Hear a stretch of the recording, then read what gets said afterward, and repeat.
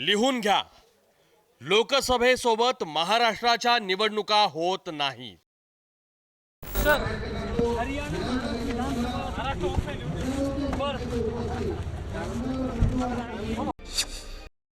राजकीय सर्जिकल स्ट्राईकची शक्यता मुख्यमंत्र्यांनी फेटाळली. सर, हरियाणा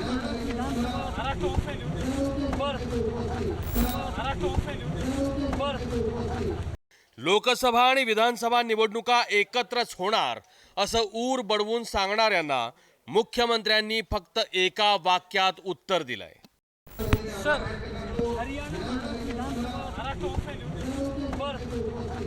पण महाराष्ट्रातल्या निवडणुका लोकसभेसोबत होणार नाहीत असं मुख्यमंत्र्यांना का वाटतं ते बघा. लोकसभा आणि विधानसभा निवडणुका एकत्र न होण्याचं कारण क्रमांक 1, विधानसभेचा गोंधळ लोकसभेला मारक ठरेल. 2019च्या लोकसभा निवडणुका जिंकणं हे सध्या सत्ताधाऱ्यांचं लक्ष आहे. विधानसभा निवडणुकांसाठी जागा वाटपाची चर्चा नाही, उमेदवार कोण हे सुद्धा निश्चित नाही. या सगळ्या गोंधळाचा थेट फटका हा लोकसभा निवडणुकांवर होऊ शकतो अशी शंका भाजपला आहे.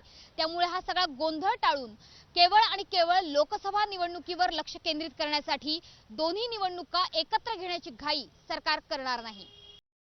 लोकसभा आणि विधानसभा निवडणूक एकत्र न होण्याचं कारण क्रमांक 2, 15 फेब्रुवारी पर्यंतची मुदत उलटून गेली. लोकसभा आणि विधानसभा निवडणुका एकत्र घेण्यासाठी निवडणूक आयोगाला पुरेशा वेळेची गरज असते. ज्या राज्यांना दोन्ही निवडणुका एकत्र घ्यायच्या आहेत अशा राज्यांना निवडणूक आयोगाने 15 फेब्रुवारी पर्यंतची मुदत दिली होती. पण कुठल्याच राज्याने हा निर्णय घेतला नाही. त्यामुळे जाणकारांच्या मते दोन्ही निवडणुका एकत्र घेण्याच्या प्रक्रियेला आता पुरेसा वेळ उरलेला नाहीये. लोकसभा आणि विधानसभा निवडणूक एकत्र न होण्याचं कारण क्रमांक 3, नोकरशाही हातात राहणार नाही. दोन्ही निवडणुका एकत्र जाहीर झाल्या तर राज्य सरकारी आणि केंद्रीय स्तरावरच्या नोकरशाहीला कोणताही धरबांध उरणार नाही. नोकरशाहीवर कुणाचाही वचक राहणार नाही. अशी स्थिती राजकारण्यांसाठी अडचणीची ठरू शकते. त्यामुळे दोन्ही सरकारे एकाच वेळी बरखास्त होणे हे किमान सत्ताधाऱ्यांना परवडण्यासारखे नाही. असं असलं तरी काही राजकीय पंडितांना मात्र दोन्ही निवडणुका एकत्र होणार असंच वाटतंय. त्यांना असं का वाटतंय तेही बघा. लोकसभा आणि विधानसभा निवडणुका एकत्र होण्याचं कारण क्रमांक 1, एअर स्ट्राईकचं मायलेज. एअर स्ट्राईकचं मायलेज.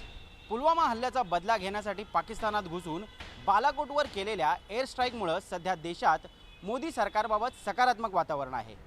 देशभक्तीची भावना वाढीस लागल्याने वातावरण मोदींच्या बाजूने आहे. त्यामुळे त्याचा फायदा उचलण्यासाठी सरकार दोन्ही निवडणुका एकत्र घेण्याची शक्यता आहे. लोकसभा आणि विधानसभा निवडणुका एकत्र होण्याचं कारण क्रमांक 2, विरोधकांना गाफील पकडणे. लोकसभा आणि विधानसभा निवडणुकांमध्ये खरं तर किमान 5 महिन्यांचं अंतर असणार आहे. त्यामुळे असा निर्णय सरकार घेणार नाही अशी विरोधकांची धारणा असणार आहे.